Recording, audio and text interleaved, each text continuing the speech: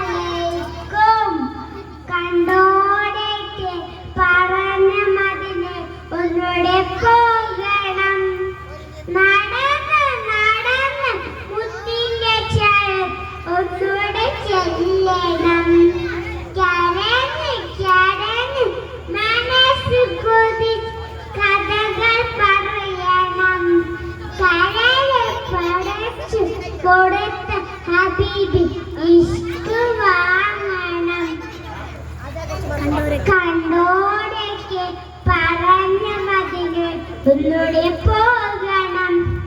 നടന്ന് നടന്ന് മുത്തിന്റെ ചാഴ ഒന്നുകൂടെ ചെല്ലണം. കരഞ്ഞ് കരഞ്ഞ്